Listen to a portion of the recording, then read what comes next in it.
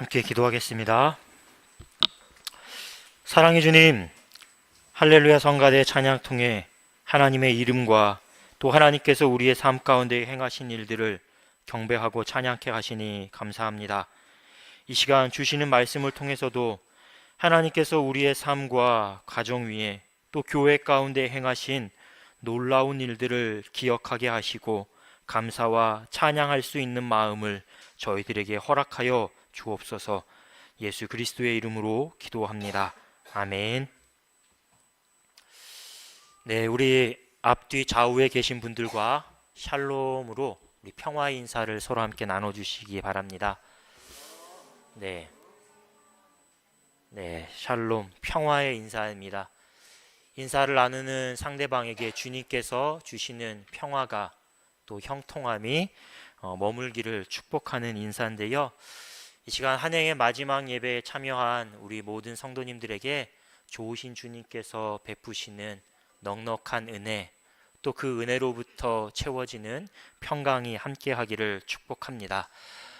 성탄절 첫째 주일이고 또 올해 마지막 주일입니다.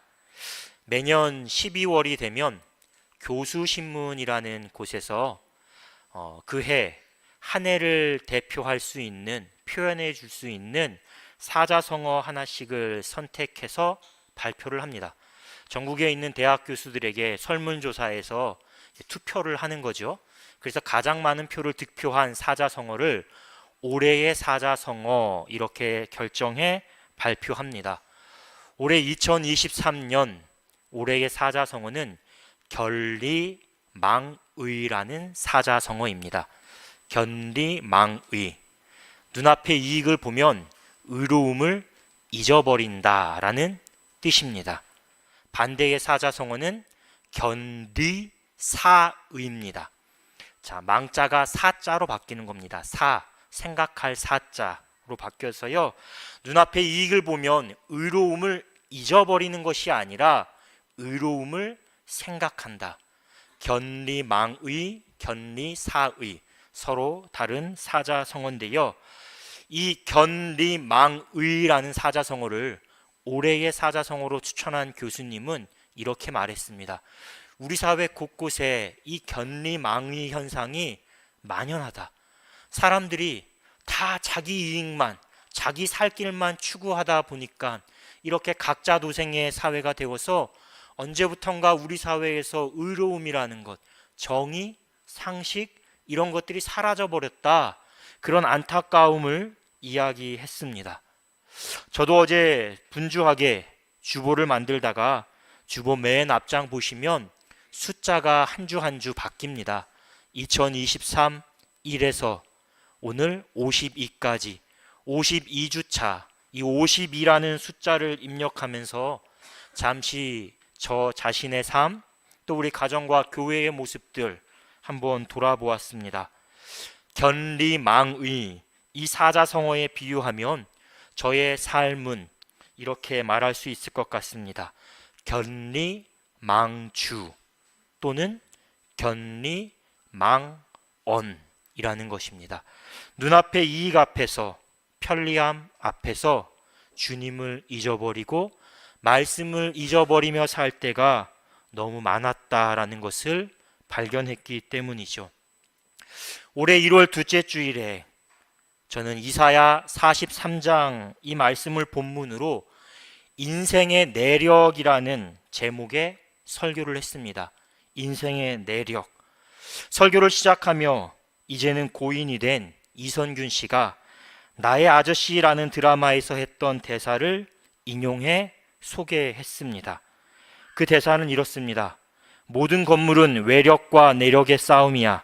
바람, 하중, 진동, 있을 수 있는 모든 외력을 계산하고 따져서 그것보다 세게 내력을 설계하는 거야. 항상 외력보다 내력이 세게. 인생도 어떻게 보면 외력과 내력의 싸움이고 무슨 일이 있어도 내력이 있으면 버티는 거야 라는 대사였습니다. 성경 말씀과 또 이 대사를 인용하며 저는 다른 무엇보다 우리가 한 해를 살아갈 때 하나님을, 그리고 하나님께서 우리에게 주신 말씀을 인생의 내력으로 삼아야 한다 라고 말씀드렸습니다. 그래야 어떤 외력에도 우리가 두려워하지 않거나 무너지지 않을 수 있다 말씀드렸죠. 그런데 정작 설교자인 저부터 눈앞의 이익 때문에, 편리함 때문에, 때로는 힘들다는 이유로, 괴롭다는 이유로 주님과 말씀을 잊으며 살아갈 때가 너무 많았습니다. 그래서 수시로 흔들렸고 무너질 때도 있었습니다. 다시 한번 오라 나는 공고한 자로다 절규했던 사도 바울의 마음을, 그 심정을 토로하지 않을 수 없었던 것입니다.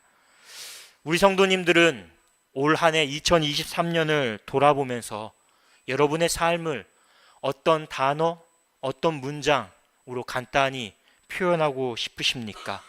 또 주님과 말씀을 자기 삶의 가정의 내력으로 삼으면서 든든하게 잘 견디고 믿음의 깊이 뿌리내리면서 살아오셨습니까? 돌아보면 아마도 후회와 아쉬움이 클 겁니다. 그럼에도 저는 후회와 아쉬움보다는 은혜와 감사라는 단어를 묵상하면서 한 해의 마지막 시간을 보내고 싶습니다. 더불어 지금 함께 예배드리는 우리 성도님들도 같은 마음으로 한 해를 잘 마무리할 수 있기를 주님의 이름으로 축복합니다. 왜냐하면 다른 모든 걸 다 떠나서 지금 우리가 이 시간에 함께 하나님을 예배할 수 있다는 것, 이 자리에 함께 있다라는 사실 하나만으로도 우리는 하나님의 은혜를 받은 자요, 우리가 하나님께 감사드려야 할 충분한 이유가 되기 때문입니다. 같은 마음으로 저는 근래에 오늘 우리가 예배를 드리기 전에 함께 불렀던 선한 능력으로라는 이 찬양을 자주 듣고 또 부릅니다. 이 찬양은 독일의 디트리 보네퍼 목사님이 쓴 편지글에 독일의 음악가인 지그프리트 피에츠라는 분이 곡을 붙인 겁니다. 현재 독일의 여러 교과서에 수록되어 있고 우리의 한국의 찬송가가 있는 것처럼 독일 교회 찬송가 안에도 이 선한 능력이라는 찬양이 수록되어 있습니다. 보네퍼 목사님은 20대 중반의 나이에 이미 신학 박사 학위를 받고 교수로 임용될 만큼 아주 뛰어난 신학자였습니다. 하지만 대다수 독일 교회가 하나님께서 독일의 구원을 위해서, 독일을 구원하기 위해서 우리에게 히틀러를 보내주셨다, 이렇게 찬양할 때 보네퍼 목사님은 교수직을 버리고 반나치 운동에 적극적으로 참여했습니다. 예수님을 따라야 할 교회가 예수님이 아닌 히틀러를 그리스도로 따르고 있었기 때문에 예언자적 목소리를 높인 것이죠. 결국 보네퍼 목사님은 히틀러를 암살하는 모의에 가담했다가 체포됩니다. 그리고 1945년 4월 히틀러의 나치가 패망하기 불과 3주를 앞두고 교수형에 처해져 39살의 나이로 죽음을 맞습니다. 찬양의 가사는 보네퍼 목사님이 죽음 직전인 1944년 12월 말, 그러니까 새해를 불과 며칠 앞둔 시점에서 약혼자에게 보낸 편지의 내용입니다. 오늘 주보 뒷면에 제가 한국어로 번역된 여러 버전 중에 가장 좋아하는 나무엔이라는 찬양 사역자의 그 찬양 가사를 대신 실었는데요. 가사를 보면 참 마음이 뜨거워지고 때로는 위로가 되고 은혜와 도전이 됩니다. 언제 사형이 집행될지 모르는 정말 극한의 불안, 그 두려움에 사로잡혀 있지만 그 상황 속에서도 이런 고백을 할 수 있다라는 게 놀랍고 부럽습니다. 찬양을 듣고 있으면 마치 로마 감옥에 갇혀서도 늘 주님 생각, 교회 생각만 했던 사도 바울이 떠오릅니다. 특별히 오늘 이 편지가 쓰인 시점이 한 해의 마지막 날이라는 점에서 우리 삶 가운데에 선한 능력으로 늘 함께 하신 하나님의 그 은혜를 묵상할 수 있도록 우리를 도와줍니다. 오늘 본문 역시 지나간 한 해를 돌아보고 새로운 한 해를 준비해야 할 우리에게 큰 은혜와 도전이 되는 말씀입니다. 시편 23편, 아마도 성경 66권 여러 말씀 가운데에 가장 많이 사랑받는 말씀일 것입니다. 그런데 이 말씀이 단지 문자로만 머물지 않고 실제적인 우리의 삶의 고백이 되기 위해서는 우리가 본문을 쓴 저자인 이 다윗의 삶을 이해해야 합니다. 먼저 다윗의 삶을 이해할 때, 그 과정이 선행될 때 우리는 비로소 본문을 통해 주시는 은혜를 나의 은혜로, 나의 고백으로 가져올 수 있기 때문이죠. 그래서 오늘 이 시간에 간략하게 다윗의 삶을 돌아보면서 본문 속 다윗의 고백을 우리가 함께 새로 이해해 보고자 하는데요. 먼저 우리가 살펴볼 장면은 다윗의 소년 시절입니다. 그러니까 다윗이 하나님께 이스라엘의 왕으로 기름 부음을 받기 전 그때의 모습인데요. 다윗은 소년 시절에 양떼를 돌보던 목동이었습니다. 그런데 다윗이 목동이었다라는 사실은 단지 그가 집안에서 부여받은 일이, 소임이 양떼를 돌보는 것이었다, 그런 의미에 국한되지 않습니다. 다윗이 목동이었다라는 건 그가 부모로부터, 가족으로부터 철저히 소외된 삶을 살아야 했다라는 증거입니다. 이러한 사실은 사무엘상 16장에서 사무엘 선지자가 다윗의 아버지 이새와 나누는 그 대화를 보면 우리가 알 수 있습니다. 하나님께서 사울의 불순종으로 그를 왕으로 세운 것을 후회하셨습니다. 그리고 사무엘을 통해 새로운 이스라엘의 왕을 세우고자 베들레헴 사람 이새, 그러니까 다윗의 아버지를 찾아가게 하셨습니다. 이새는 자신의 아들 7 모두를 다 불러 모아 사무엘 선지자를 만나게 했습니다. 하지만 그들 중 누구도 하나님의 선택을 받지 못합니다. 난처해진 사무엘 선지자 이새에게 묻습니다. 혹시 이들 말고 당신 가정 안에 다른 아들이 없느냐? 그러자 이제는 그제야 이렇게 말합니다. 아직 막내가 남았는데 그는 양을 지키는 자이다. 이 막내 바로 다윗입니다. 다윗의 형들은 아버지가 부르면 언제든 즉각 달려올 수 있는 가까운 곳에 있었습니다. 반면 아버지인 이새는 애초에 처음부터 다윗을 부를 마음이 없었습니다. 그리고 설령 다윗을 불렀다 해도 다윗은 바로 달려올 수 없는 곳, 멀리 떨어진 목초지에서 양을 돌보고 있었지요. 한편 우리는 다윗이 골리앗과 맞서 싸우겠다라고 하며 사울을 설득하는 그 장면에서 목동 다윗의 삶을 알 수 있습니다. 목동으로 양떼를 돌보는 일은 한가롭게 전원 생활을 즐기는 것이 아닙니다. 사무엘상 17장 말씀 보면 다윗이 사울에게 이렇게 말합니다. 주의 종이 아버지 양을 지킬 때에 사자나 곰이 와서 양떼에게 새끼를 물어가면 내가 따라가서 그것을 치고 그 입에서 새끼를 건져내었고 그것이 일어나 나를 해하고자 하면 내가 그 수염을 잡고 그것을 쳐 죽였나이다. 우리는 이 구절을 읽으며 다윗의 용맹함, 다윗의 책임감을 생각합니다. 하지만 조금 다르게 생각해 보십시오. 조금 다르게 생각하면 이 구절은 아직 부모의 사랑과 돌봄이 필요한 소년 다윗이 맨몸으로 혼자서 목숨을 걸고 맹수와 싸워야 할 만큼 참 힘든 삶을 살았다라는 뜻입니다.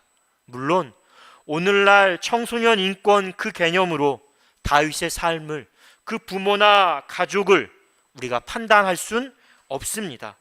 하지만 다윗의 소년 시절을 기록한 성경의 관점은 일관됩니다.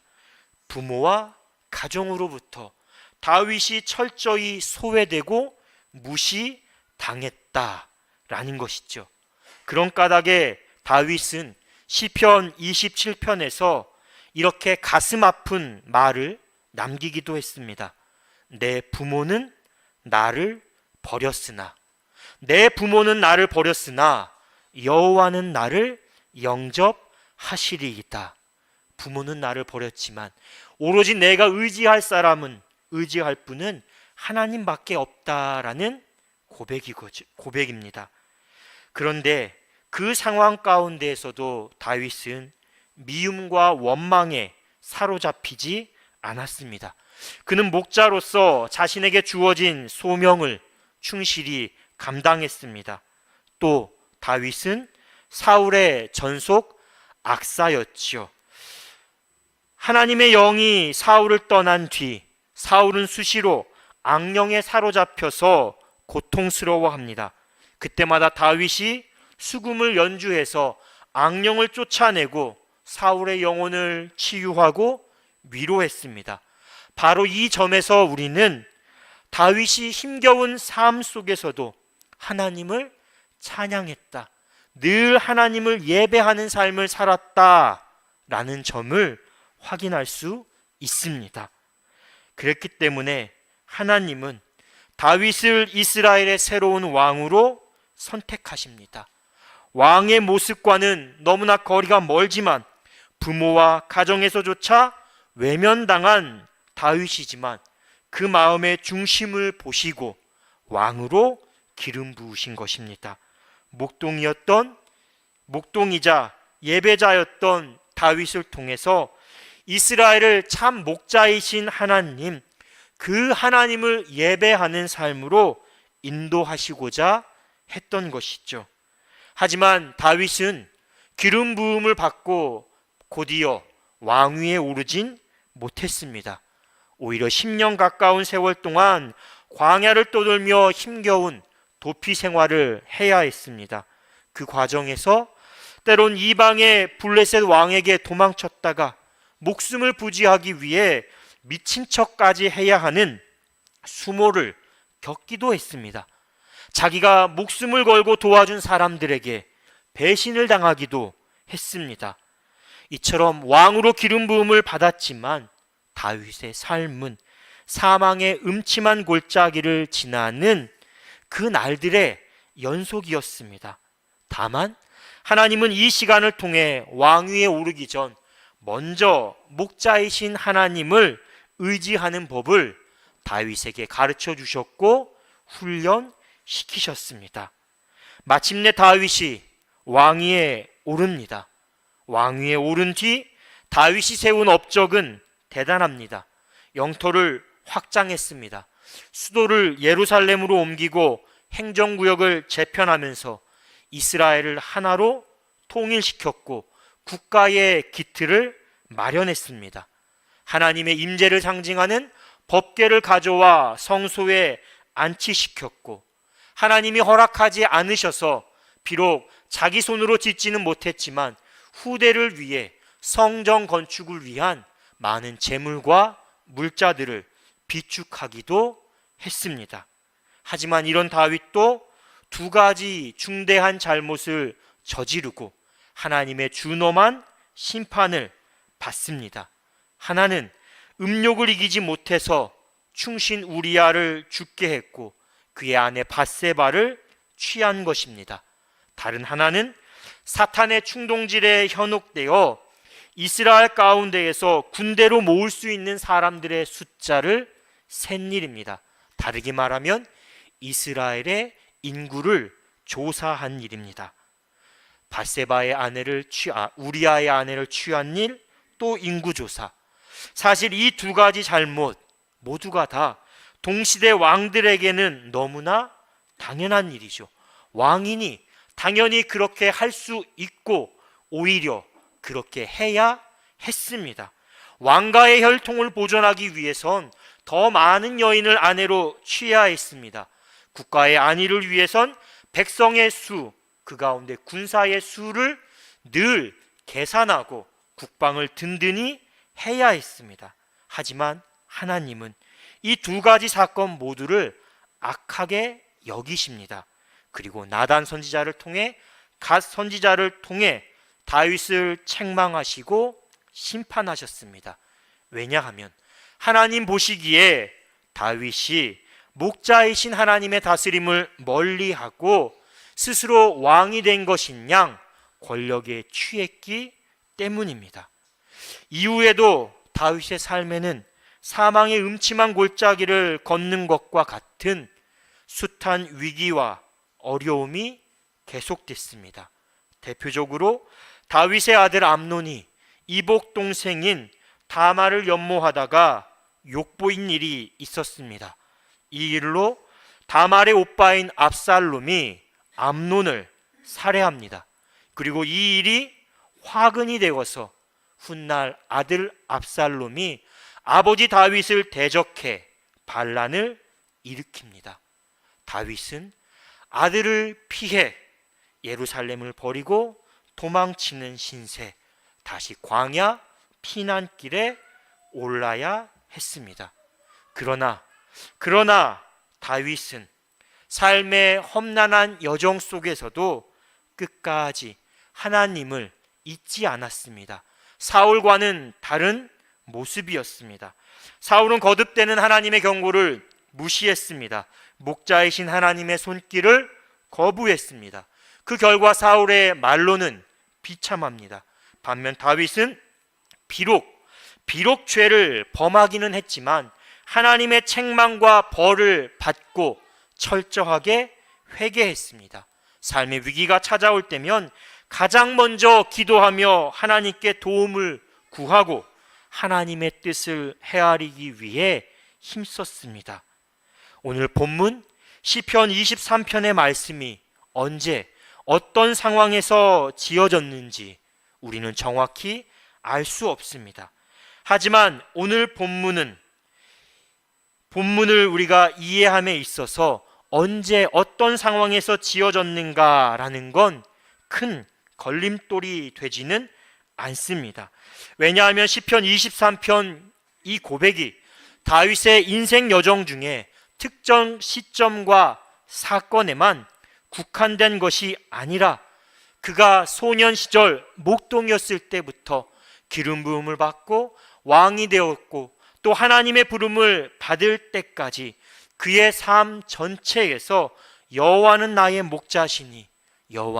목자시니 이 믿음으로 살았기 때문이죠. 그리고 또 하나님도 다윗의 선한 목자가 되셔서 다윗의 험난한 인생 여정 가운데에 항상 함께 하셨습니다.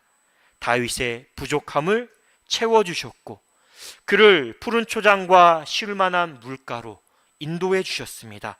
다윗이 지칠 때면 그의 영혼을 소생시켜 주시고 죄로 인해 하나님과 멀어지고 방황할 때면 그를 붙잡아 의의 길로 인도해 주셨습니다.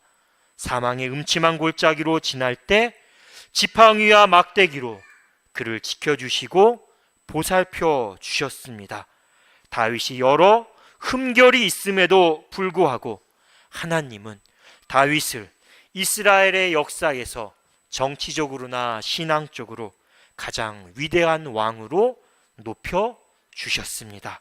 사랑하는 성도 여러분, 앞서 이야기한 다윗의 삶의 이야기, 또 오늘 본문 속 그의 고백과 찬양에 우리 모두의 삶과 우리의 신앙생활이 그대로 투영되어 있습니다.